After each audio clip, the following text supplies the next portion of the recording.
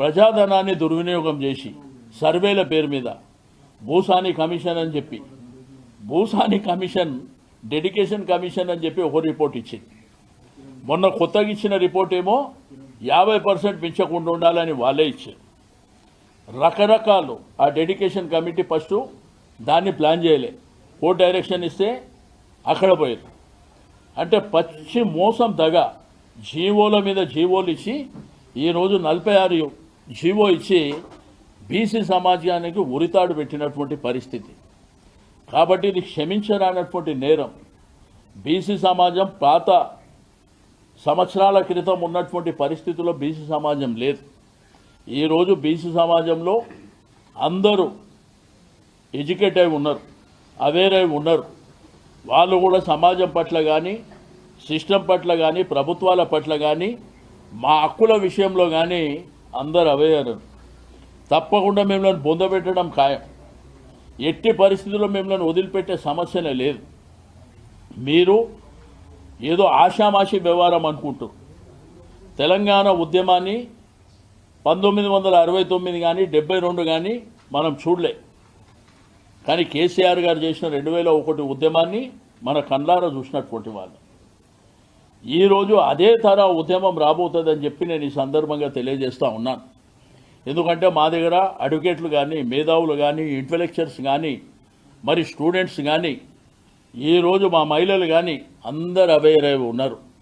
అందరికీ మన బలం ఏంది, మన సంఖ్య ఏంది, మన సమాజం ఏంది, మనమేమన్నా అడక్క తినటోళ్ళమా, మనకేమన్నా వీడు పిచ్చమేసేటోళ్ళ వీళ్ళు అనే పరిస్థితిలో ఆల్రెడీ ప్రజలు ఉన్నారు. మాకు రైట్ రాయల్గా మాకు రావాల్సినటువంటి హక్కు. మిమ్మల్ని కామారెడ్డి డిక్లరేషన్ ఎవడు చేయమని చెప్పిండు, మమ్మల్ని ఎందుకు మోసం చేస్తుర్రు? క్యాబినెట్లనేమో మంత్రివర్గంలోనేమో బీసీలను తీసుకోమంటే ఆడ చేత కాదు, కార్పొరేషన్ చైర్మన్లో బీసీలను తీసుకోమంటే ఆడ చేత కాదు. ఐఏఎస్ ఐపీఎస్లో బీసీలు ఉన్నారు, హెచ్ఓడీలుగా బీసీలు ఉన్నారు. రెండోది సిఐలుగా కానీ ఏసీపీలుగా డీసీపీలుగా అదేవిధంగా ఉన్నతమైనటువంటి ర్యాంకులో మా వాళ్ళు ఉన్నారు. Advocate general, additional advocate general స్థాయి వాళ్ళు కూడా మా దగ్గర ఉన్నారు. కానీ ఇవేమో మీ చేతిలో ఉన్నాయేమో మీరు చేయరంట. ఇది గోల్మాల్ చేసి మేమేదో మమ అనిపించుకున్నాం, మేము చాలా ప్రయత్నం చేసినామని చెప్పి ఈ మోసం కుట్ర అని మేము మొదలే చెప్పినాం. కులగణన కూడా 100% జరగలేదని చెప్పి శాసనసభలోనే ముఖ్యమంత్రి గారు చెప్పారు. ఆ రోజు దగ్గర 68,000 పైన మంది మేము సర్వే చేయలేకపోయినా వాళ్ళు అందుబాటులో లేలేరు. మళ్ళీ ఒకసారి అవకాశం ఇస్తామని మళ్ళీ చేస్తే కూడా 12,000 మంది. చట్టపరంగా అది ఎట్లా చెల్తుంది? అన్ని దగా మోసాలు చేసి ఈరోజు హరీబరి తొందరపాట్ల తీసుకొచ్చి నిన్న ఎలక్షన్ కమిషన్ పెట్టిన దాంట్లో చూస్తే 17.9%. అంటే మమ్మల్ని గొంతు వేయాలనేటువంటి ప్రయత్నం. కానీ కొన్ని పత్రికలు చూసినా నేను ఈరోజు ఏదో క్యాబినెట్లో వాళ్ళు ఇంటర్నల్గా మాట్లాడుకోనంట 60% ఇస్తారంట. అసలు పంచాయతీ ఎన్నికలు అనేది రాజకీయ పార్టీలకు సంబంధం లేదు, పార్టీ గుర్తులతో సంబంధం లేదు. 60% ఎట్లా ఇస్తారో ఆ రాసిన పత్రికల వాళ్ళు వాళ్ళ టికెట్లు అనౌన్స్ చేసిన తర్వాత ఆ 60% మా సమాజానికి చూపించాలి. ఆ పేర్లు, వాళ్ళ కులమేది, అవన్నీ కూడా చూపించాలి. ఇప్పుడు ప్రభుత్వాన్ని మోయాలనుకుంటే మోసుకోండి, కానీ ఇంత దిగజారిపోయి మోయవలసినటువంటి అవసరం కూడా ఎవరికి లేదు. కానీ ఉలిక్కిపడి ఏదో జరిగిపోతుంది. ఈరోజు 42%కే దిక్కులేని ఈ కాంగ్రెస్ ప్రభుత్వం 17.09% గొంతు కోసి కొన్ని పత్రికలు మాత్రం 60% అని చెప్పి ఎవరిని మభ్యపెట్టడానికి, ఎవరిని సంతోషపెట్టడానికి, ఈరోజు మా సమాజాన్ని అంత అండర్ ఎస్టిమేట్ వేయడానికి మీకు ఏం అవసరం వస్తుందో మాకైతే అర్థమవుతలేదు. కానీ ఒకటి మాత్రం ఈ కాంగ్రెస్ ప్రభుత్వానికి గద్దె దించే వరకు మాత్రం మేము వదిలిపెట్టే సమస్యనే లేదు. మోసం అనేది ప్రతిసారి ఒకసారి జరిగితే మోసం, రెండోసారి జరిగితే మోసం, కానీ ప్రతిసారి ఎవడు యాక్సెప్ట్ చేసే పరిస్థితి లేదు. మీరు ఏకంగా కామారెడ్డి డిక్లరేషన్లో సిద్దిరామయ్యను తీసుకొచ్చి, కర్ణాటక చీఫ్ మినిస్టర్ని తీసుకొచ్చి ఆయన నోటితో చెప్పిపించారు. మీరు ఈ విధమైనటువంటి మోసం మేము చేయబోతున్నామని చెప్పి ఆయనతోని నమ్మవలికే కుట్ర చేశారు. ఈరోజు ఆయన ఏకైక బీసీ ముఖ్యమంత్రి అక్కడ ఉంటే మీరు రోజు టీవీలు పేపర్లు చూస్తారు.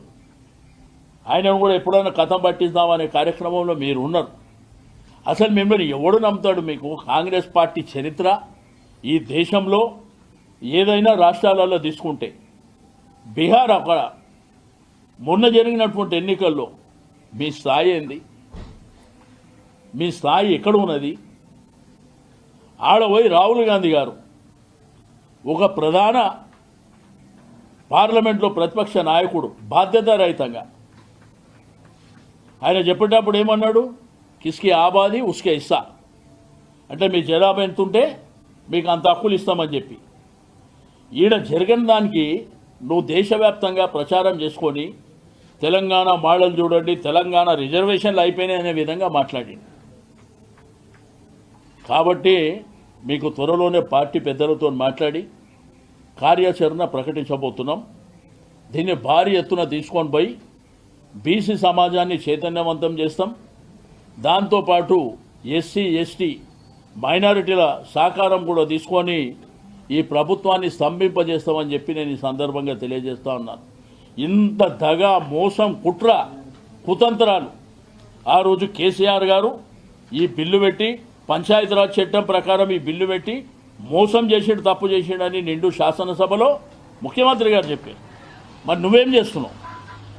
కేసీఆర్ గారు ఆ ప్రభుత్వంలో కోర్టు ఆదేశాల మేరకు 22% మేమిస్తే నువ్వు 17.09% ఇచ్చి ఇంత పెద్ద దగా మోసం చరిత్రలో గతంలో కూడా ముఖ్యమంత్రులను చూసినాం. గతంలో అనేక మంది ముఖ్యమంత్రులు వచ్చారు, కానీ ఇంత దగా మోసం, పచ్చి మోసం ఇది. దీని ఎట్టి పరిస్థితుల బీసీ బిడ్డలు అంటే మా బీఆర్ఎస్ పార్టీ కాదు, ఈరోజు సమాజంలో ఉన్నటువంటి